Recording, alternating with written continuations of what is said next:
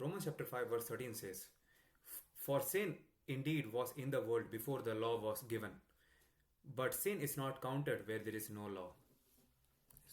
So the law came after the sin.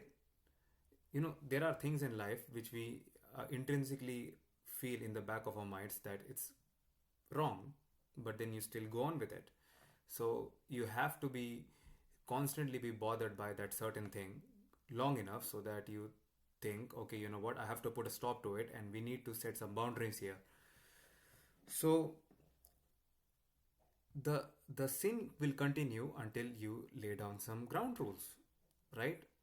Okay, I don't want this certain thing to happen. If you don't like your girlfriend or your wife to talk to certain someone too much, then you say, all right, you know what, we are together now, and I don't think that you should be talking to the other person too much anymore, because that's not good.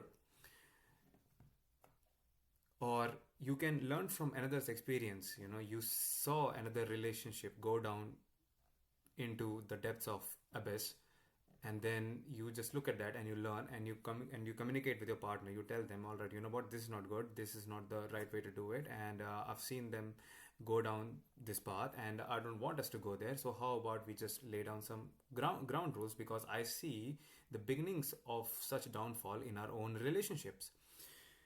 That And so there was already something happening that was already bothering you. So you lay down some laws, you lay down some ground rules based on which your relationship would move forward. Not only that, if you hang around with your boys, you say, all right, you know what, we will not be um, hitting on each other's partners or girlfriends or wives, because that's not the right thing to do, and every man intrinsically knows it, and we should avoid doing that. The thing is, a lot of groups, they don't discuss these things explicitly because this can be a bit uncomfortable, and turns out that people might not be able to endure such kind of discipline in their lives, so they just rather not discuss these things, but then act surprised when they get betrayed at the end. So what's the point anyways, if you're going to do it? So what is the point of hanging out with untested friends, as my mentor would say it?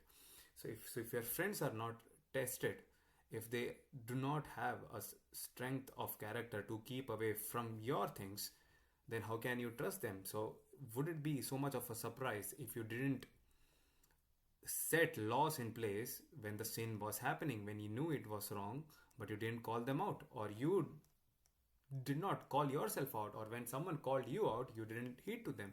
So things never got better. So the sin happened before the law, and after the sin, if you're wise enough, the laws will be put in place.